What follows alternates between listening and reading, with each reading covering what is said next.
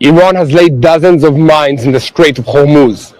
The military forces of the Revolutionary Guards have planted extremely deadly mines in the Strait of Hormuz. Trump threatened a fierce response and said that if they are not removed immediately, there will be severe consequences. The Israeli Air Force is in a wave of strikes in Tehran, and the United States is threatening if Iran stops the flow of oil, we will strike it harder than ever before. And the Israeli nuclear experts stated Iran will be able to create a bomb within a short time. The strikes in Iran continue, but apparently they will not be enough to eliminate the regime and its ambitions when it comes to creating a nuclear bomb. Iran is very close. Hegstech, today there will be the most intensive strikes in Iran. The war is not endless. And Witkoff said, we destroyed almost all of Iran's enrichment capabilities. One bomb can destroy Israel. Witkoff also addressed the Iranian threat. And also, in Lebanon, $750 million are flying in the air. Israel's new front against the Hezbollah terrorist organization in Lebanon is being exposed. We will bring you all the details very shortly. And how does the Arab world see the war of the United States and Israel against Iran? We will bring you all the details in this report. I'm Yair Pinto, and this is your Boots on the Ground report, bringing you all the truth about what's happening in Israel and everything that is hot in the Middle East. Day 12 of the Lion's Roar War, or by its American name, Epic Fury, is developing. Day 12 of the war has begun for millions of Israelis with troubled sleep. On a night in which sirens were activated across Israel without pause, following 6 separate launches from Iran. In the north, sirens were also activated following fire from Lebanon. No damage or casualties were reported. And at the same time, the IDF continued overnight to strike in Iran and also in Lebanon. From Tehran came footage of explosions in the area of Merchabad International Airport alongside destruction in the streets. As of this moment, regime change in Iran will probably not be immediate, but the main objectives in Israel and in the United States have almost been finally completed for now. The Iranians' air defensive arrays and the ballistic missiles have suffered a severe blow, and the regime in Tehran is struggling to control the regional commands. The United States is no longer focusing only on the southern Iran and is striking defensive industry targets throughout the entire Islamic Republic. Iran planted mines in the Strait of Hormuz. According to estimates, Tehran has between 2,000 and 6,000 naval mines and the ability to lay hundreds more very quickly. In Washington, they are warning about harm to the freedom of navigation in the route through which a significant part of global oil movement is passing. The Americans identify preparations for a planned Iranian sabotage operation on the critical route through which 1/5 of the global oil supply is passing. The United States is threatening officially. Trump announced that if the mines are not removed immediately, there will be severe consequences. If Iran stops the flow of oil, we will strike it harder than ever before. And on the ground, the movement of oil tankers in the Strait of Hormuz is recovering somewhat, but it is still very far from the numbers in the period that preceded this war. Iran threatened to attack any ship that passes through these straits. The American Chief of Staff said that the possibility of escorting ships in Hormuz is being examined. After Trump said that the war pretty much ended, oil prices began to fall, and they now stand at less than $85 per barrel. That's very low compared to the $115 per barrel just a few days ago. The White House spokesman, the American military is preparing additional options to ensure that the strait remains open. Trump is not afraid to use them. The United States is threatening. If Iran stops the flow of oil, we will strike it harder than ever before. On the question of when the war will end, she answered, when the president determines that Iran is no longer a threat. The Pentagon said about 140 soldiers have been wounded so far in the fighting, and the vast majority of them very light. The threat on the ground. Iran shut down Israeli Air Force drones. The aircraft maneuvered secretly so as not to hit by the defense systems that are still working.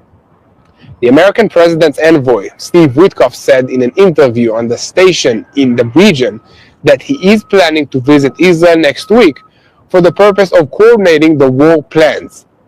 And on the Trump-Putin conversation, Russia promised that it is not sharing intelligence with Iran.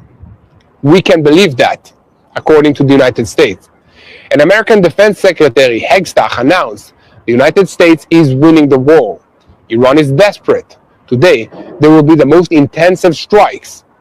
The United States Secretary of Defense said at the press conference at the Pentagon that Iran fired in the last 24 hours at all assets in its vicinity, and the United States demanded that no more energy facilities will be attacked. In Iran, since the appointment of the Supreme Leader's son as the successor, he's not been in contact with the Iranian president at all. According to the source, the Iranian government is experiencing extreme disorder because of the conditions of this war. And the commander of Iran's police announced that every regime appointment in Iran will be punished. He said yesterday, whoever goes out into the street according to the will of the enemy, we will see him as the enemy himself. And meanwhile, in the war against Hezbollah in Lebanon, the Dakhia neighborhood in Beirut is burning this evening. Fire in Hezbollah's stronghold after Israeli Air Force strikes. IDF soldiers were lightly wounded by a Hezbollah drone strike on a post in the Israeli territory. And 84 seconds that connect the dots between the terror pipeline from Tehran to Beirut. The terms Quds Force and Lebanon Corps you have probably heard more than once in recent days. Both are in the sights of the IDF in Operation the Lion's Roar, with the goal of harming the dangerous connection and cutting off the terrorist access between Tehran and Beirut, Iran and Lebanon. Against Hezbollah, an economic war is being waged, and the Houthis are in a waiting position. So we will soon bring you a multi-front picture of what's happening in the war. More than 850 rockets since the beginning of the campaign. Hezbollah is intensifying the fire towards the north. In the Northern Command, they estimate that the Shiite terrorist organization is trying to create a new equation and lead to the evacuation of the confrontation line communities. The IDF is operating to locate and destroy launchers and launch squads in southern Lebanon and continues ground raids that are defined as defensive. Senior security officials in Israel who are analyzing the mood in the Arab world in relation to the war against Iran point to an ambivalent attitude in the Arab countries towards the war. On the one hand, relief over Iran's weakening, and on the other hand, concerns that a new regional order in the Middle East will take shape. Whoa, okay, we have a lot ahead of us today, so let's dive into the details. I'm Yair Pinto, and this is your Boots on the Ground report, bringing you all the truth about what's happening in Israel. This is the 12th day of the war against the Revolutionary Guards in Iran, which is the head of the axis of evil in the Middle East. And just 1 second before we begin, I want to call on you, leave a comment, tell me where you're watching this from, and how do you think that the Iranian regime will react in this 12th day? Will they accelerate the attacks, or will they want to talk? Diplomacy, you know. In the meantime, share our content with as many people as possible, hit the subscribe button, and if you want to see this war behind our eyes here in Israel, look for Mati Shoshani and Yair Pinto on social media platforms to see everything firsthand without filters. So 6 times overnight, sirens were activated across Israel. I know, they woke me up, they woke my kids up, and we had to rush to the bomb shelters. Separate barrages were launched from Iran, and at the same time, fire was also heard from Lebanon. There were no direct casualties in these barrages, but this night, once again, made it clear that the 12th day of the Lion's Roar War, or Epic Fury, did not open in a quiet day, but under continued pressure from the center to the north, and in the shadow of one arena that has suddenly become more decisive than any base or headquarters. The Strait of Hormuz. And the question now is very sharp. Is Iran trying to turn this war from a military campaign against its nuclear and missile programs into a global energy war that will force the United States to stop? What do you think about that? Let me know in the comments. This is the central story of this day. Not only Tehran, not only Beirut, not only the missile barrages on Israel. The Strait of Hormuz has become the heart of this campaign because that is where Iran still holds the ability to affect the entire world, even as it loses launchers, headquarters, laboratories, and production sites. Through this strait passes about 1/5 of the global oil market. In normal times, that means about 21 million barrels every single day. Now, the traffic there is still very far from the numbers seen before this war. Some estimates spoke about only slightly recovering in the amounts of ships that are trafficking oil. And in practice, the daily shipping volume has dropped dramatically. Therefore, from Tehran's point of view, Hormuz is the last pressure lever that can still raise the price of the war for Washington, Europe, the Gulf states, and the markets as a whole. And here comes Iran's central move of the day. Reports that the Revolutionary Guards began laying dozens of naval mines in the strait. Not the full mining of the entire route, but a few dozen mines at this stage with the ability to expand the deployment quickly. According to the estimates presented in the materials, Iran has between 2,000 and 6,000 naval mines, and in addition, 80% to up to 90% of the small boats and platforms that can lay hundreds of additional mines if it decides to escalate the situation. In other words, even if only dozens have been laid for now, the real threat is the ability to speed this expansion and to spread it to more areas. Iran does not need to hermetically close the strait. It is enough for it to create an ongoing threat, insurance fears, and uncertainty for the economic damage to already be felt around the world. That's why the American response came immediately and on several levels. Trump demanded that if mines were indeed laid, they be removed immediately. Otherwise, there would be military consequences on a level not seen before. And then came a sharper threat. If Iran stops the flow of oil or goods, the United States will hit it 20 times harder than it was hit until now. The White House added that the American military is already preparing additional options to ensure that the strait remains open, and that the president is not afraid to use them. At the same time, it was reported that Washington is also examining the possibility of escorting ships and tankers.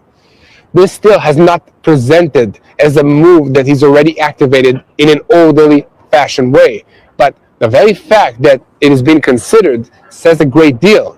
The United States understands that the next phase of the war may move from bombings deep inside Iran to continuous naval struggles over freedom of navigation.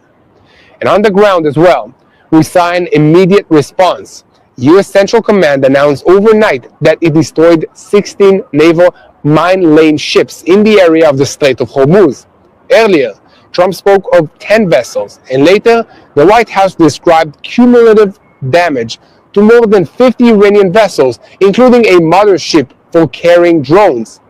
Therefore, according to the sequence of the reports, the more up-to-date figure regarding the overall naval campaign is that more than 50 Iranian vessels were hit or destroyed, but in the last 24 hours themselves, the direct strike that was reported was against 16 mine-laying ships. This is important because here we see the American shift, not only a response to Iran's declarations, but the active destruction of the tools that enable the threat to Hormuz. Iran, for its part, has not backed down. It continues to declare that any ship passing through the strait may be attacked or set ablaze. In some of its messages, it threatened that it will not allow the export of even a single liter of oil from the Gulf if the strikes continue. In another message, it said that Arab and European states would be allowed to pass only if they expel the ambassadors of Israel and America, the US, from their territories. And at the same time, there also appeared to be an idea of Iranians and Iranian security tolls on the passage of tankers belonging to Washington's allies. In other words, Tehran is trying to maintain several pressure tracks at once, mining direct threat by fire, regulatory threats, and psychological warfare over the energy markets. But the maritime picture is only part of this day. While Hormuz becomes a point of decision, the Israeli Air Force continued operating deep inside Iran. The night opened with another wave of strikes in Tehran. Amongst the targets, regime infrastructure, research and development components, underground routes for the development of ballistic missiles, infrastructure inside the main headquarters of the Quds forces, and production sites for weapons and defensive systems. One of the central strikes was carried out in the heart of the Imam Hussein Military University of the Revolutionary Guards, where a missile site and an underground complex for testing and maximization in missile development and production processes was destroyed. This is an important detail because it indicates not only a strike on the warehouse or a launcher, but penetration into the layer of development, research, and the future of the project. Alongside this, explosions were also reported in the area of Mirhabad International Airport in Tehran and destruction in the city streets. In addition, laboratories connected to the nuclear project in Tehran were attacked. Some of them already struck in the past but returned to operation. The Israeli military now understands that the goal is not only to break a few more days of fire, but to dismantle the production base. Therefore, if in the first days there was a heavy emphasis on suppressing the air defenses and also hunting the launchers, now the main effort has shifted towards the defensive industries, production facilities, missile fuel sites, navigation, and launch systems, including drone factories and command and control centers. In simple words, Israel and the United States have moved from the stage of breaking the arm to the stage of dismantling the body that produces it again. Security officials estimate that the damage to the Iranian air defensive arrays and the missile commands has already created a situation in which Tehran is struggling to control its regional commands. There are signs of chaos, command and control disruptions, and even desertions and refusals to obey orders in some places. This does not mean that the regime is falling apart now. On the contrary, the main conclusion of the day is that regime change does not appear immediately, but it does mean that the mechanism operating Iran's military power is now functioning under a heavy pressure with less coordination, less freedom of action, and greater vulnerability. This is also felt in the launch numbers. U.S. Defense Secretary Pete Hegseth said that in the last 24 hours, Iran fired its lowest number of missiles since the beginning of the war. And the White House claimed that its ballistic missile attacks have failed by more than 90% and its drone attacks by 85%. That's great news. And in Israel, they present a similar trend. In the first days, we saw barrages of dozens of missiles, and now the launches are isolated or in small groups. And in the last night, there were 6 separate launches, all significant, but completely different from the pace that Iran has hoped to sustain. And still, the danger has not passed. A large portion of the missiles that were launched since the beginning of the campaign have had separating warheads. And according to one of the figures that were presented, nearly half of the missiles were of that kind. The meaning is that even when there is an interception, the interception fragments themselves are deadly, and they scatter across a wider area. And alongside the threat from the ground to Israel, there is also a threat on the ground to the Air Force aircrafts. Several Israeli drones have already been shot down over Iran by surface-to-air missiles, and in several cases, fighter pilots were forced to carry out aggressive maneuvers to avoid being hit. The Iranians are placing surface-to-air missile batteries near their missile sites in order to threaten the aircrafts closing in on the launch sites. Therefore, even today, despite the broad freedom of action in the air, every such sortie remains a complex operation. Long flights, aerial refueling, work in a threatened environment, and time spent over areas where any mistake can turn into a dramatic incident. We will touch base on this issue in just a few moments, but first, remember that Israel is under attack right now.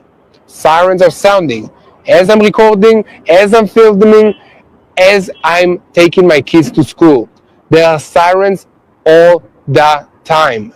We've been awake multiple times in the middle of the night because of missiles. This is not normal. The missiles are falling, and families, including my own, are rushing to the bomb shelters in the middle of the night. The world is watching the war unfold in the sky, but on the ground, another battle is happening quietly. A battle for food, a battle for dignity, a battle for survival. Because war doesn't only happen on the front lines. It reaches the kitchen tables. IDF reservists have been called away from their jobs for months, some for years. Small businesses have collapsed. Elderly people are afraid to leave their homes during missile attacks. For many Israelis, the fridge is simply empty. At Meir Panim, they see it every single day. Holocaust survivors sitting alone in dark apartments. Families of IDF soldiers trying to survive while one of the parents or both of them are fighting on the front lines. While the world watches the missiles, we are watching the people.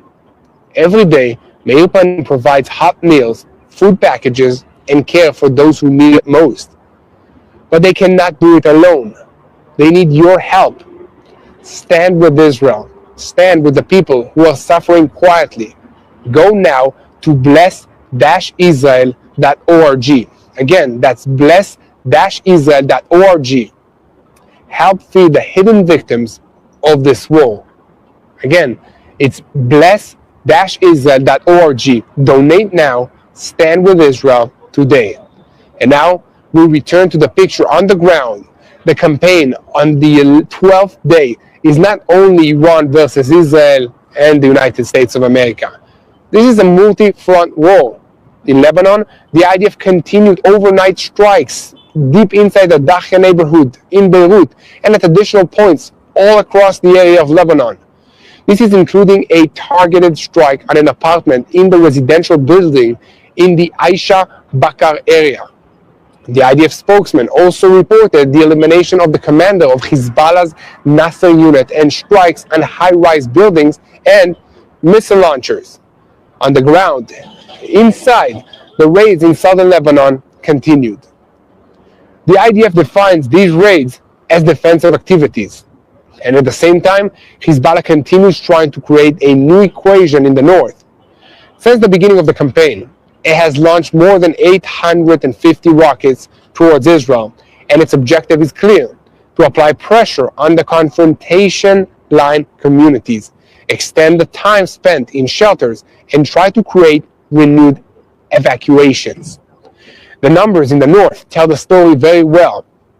Residents of the Israeli community Kiryat Shmona, the Israeli community Metula, Nahariya, and Shlomi spent dozens of minutes to more than 2 hours in shelters. Warning time in some places is almost non-existent, meaning you hear the alarm, you have maybe a few seconds to seek shelter before, boom, an explosion hits.